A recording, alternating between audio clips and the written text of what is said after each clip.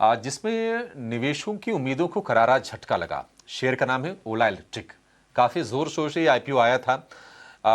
पिछले साल अगस्त की बात है, लेकिन फिर हुआ ये कि पिछले साल से लेकर अब तक 5 तिमाहियों में 4 तिमाही में शेयर को हमने नेगेटिवली परफॉर्म करते हुए देखा और इन्वेस्टर्स का जो भरोसा है वो बार बार टूटा है।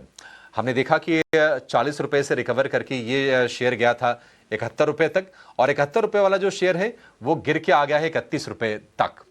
तो जरा समझते हैं कि ये क्यों टूट रहा है शेयर, ये रीजंस क्या हैं इसमें। आशीषा हमारी सहयोगी जुड़ गई हैं। आशीषा बताइए, ओला इलेक्ट्रिक, अच्छा 31 रुपए का भाव हो गया ओला इलेक्ट्रिक के लिए। 6% की गिरावट शेयर में हम देख रहे हैं, डे लो पर ये कारोबार कर रहा है। गौरव भाई, आपसे ही राय जानना चाहेंगे। देखिए, अगर मैं अपने व्यक्तिगत मत बताऊं तो मैं कभी भी ओला इलेक्ट्रिक को लेकर ना कन्विंस्ड नहीं रहा, क्योंकि अगर आप चैनल चेक्स करें, अगर आप कस्टमर रिव्यूज पढ़ें, अगर आप उनके सर्विस सेंटर के बाहर बाइक की लंबी अगर कतार देखें धूल खाती हुई, तो आपका कन्विक्शन निश्चित तौर पर डोल जाएगा। बाकी फाइनेंशियल्स वगैरह कैसे फंड्स आते हैं वो अलग बात है। आप जरा बताएंगे सर कि आपका व्यू क्या है ओला को लेकर, और क्या अभी भी ये बेहतर होगा कि जो बचू खुचू रकम है लोग लेके निकलने ओला से? देखिए, कभी कभार क्या होता है ना अभिषेक भाई, शेयर बाजार में बातों को छोड़ करके ना आपको अपनी बुद्धिमत्ता का प्रयोग करना चाहिए, और जो वास्तविकता आपके सामने खड़ी है उसको नकारना नहीं चाहिए। ओला इलेक्ट्रिक लिस्ट होने से पहले भी काफी चर्चा थी सोशल मीडिया पे या फिर खबरों पे। और एक बात, अगर आप कंज्यूमर ओरिएंटेड कंपनी है अभिषेक भाई, और कंज्यूमर यानी कि उपभोक्ता, और अगर उस उपभोक्ता कंज्यूमर का या फिर उपभोक्ता का विश्वास या भरोसा टूट जाता है ना, तो आप उसको फिर से लौट के ला नहीं सकते हैं। बहुत बहुत साल लग जाते हैं, बहुत मेहनत करनी पड़ती है उस विश्वास को वापस स्थापित करने के लिए। आप कतार की बात कर रहे हैं, मैंने तो देखा है कि उनके जो स्कूटर सर्विस के लिए आते हैं या फिर अपग्रेड के लिए आते हैं, उनका एक मतलब एक के ऊपर एक लदे हुए होते हैं, और इतनी बुरी परिस्थिति में उन्होंने रखा हुआ है उनके प्रोडक्ट्स को कि वो दृश्य देखते ही बनता है अभिषेक भाई।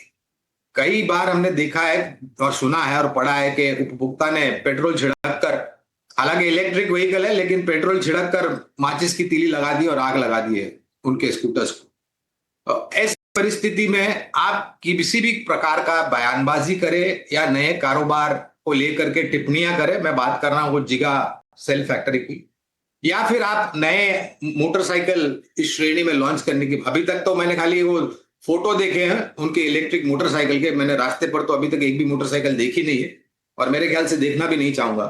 किसी उपभोक्ता को नुकसान हो अनिवार्य बिल्कुल नहीं है। तो और मैंने काफी समय से बात करी है कि नए जो कंपनियां आती हैं इस श्रेणी में, इलेक्ट्रिक व्हीकल, 2 पहिया इलेक्ट्रिक व्हीकल की श्रेणी में, उससे ज्यादा मेरे ख्याल से आपको ध्यान देना चाहिए जो स्थापित कंपनियां हैं, जिन्होंने काफी लंबे समय पहले इलेक्ट्रिक वाहन 2 पहिए बाजार में उतारे थे।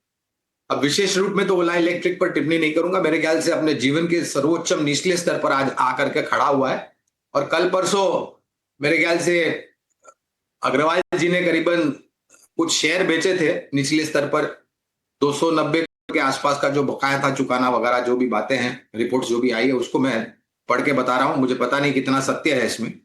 तो देर आर बेटर कंपनीज, स्थापित कंपनियां हैं जहां पर आप निवेश कर सकते हो। बिल्कुल सही बात है। और गुरांग भाई, एक चीज़ ना और बहुत अच्छे से क्लियर हो रही है इस मामले में कि देखिए, एक स्टार्टअप शुरू करना, कैब एग्रीगेटर के तौर पर अपने बिजनेस की शुरुआत करना, और उसके बाद सर्विस से जब आप प्रोडक्ट पे जाते हैं ना, तो आपके प्रोडक्ट में दम होना चाहिए, और वो दम ओला में कभी वो दिखा नहीं है। आप भविष्य अग्रवाल की आप तारीफ कर सकते हैं कि उन्होंने इतनी बड़ी कंपनी खड़ी की, लेकिन उन्होंने अपने आंखों के सामने ही चीज़ें बर्बाद होती हुई भी देख रहे हैं, और कस्टमर्स का भरोसा बिल्कुल नहीं है। और वो जो शेयर बेच रहे हैं, ठीक है, वो लोन रीपे करने के लिए कह रहे हैं, लेकिन करीब 6.25 करोड़ के आसपास वो शेयर बेच चुके हैं। तो ये कस्टमर्स का भरोसा ओला पर बिल्कुल नहीं है। और अगर हम सिर्फ दिसंबर की बात करें ना, तो ये 23% शेयर टूटा है। 157 का हाई था, वहां से आप अगर देखेंगे तब तो बिल्कुल लोगों की हवाइयां उड़ जाएंगी। भगवान उन निवेशकों का भला करे जिन्होंने 150 रुपए के भाव पर लिया है। लेकिन निश्चित तौर पर लगातार इसमें स्ट्रक्चर वीक होता हुआ दिखाई दिया है और लाइफ लो पर शेयर आपको कारोबार करता हुआ नजर आएगा। 31 रुपए के भाव हैं। चलिए एक काम करते हैं, एक छोटे से ब्रेक के लिए रुकते हैं। ब्रेक के बाद जब लौटेंगे तो कुछ और इंटरेस्टिंग स्टॉक्स पर चर्चा करेंगे और कुछ अच्छे रिसर्च लेकर आएंगे। बाजार की अगर हम बात करें तो निफ्टी लाल निशान में है। निफ्टी बैंक भी अपने स्ट्रेंथ को गंवाकर सपाट है, 59,000 के नीचे आकर कारोबार कर रहा है। तो वॉलेटिलिटी है बाजार में। इस वॉलेटिलिटी के बीच में आपको स्टॉक स्पेसिफिक ट्रेड कहां पर मिल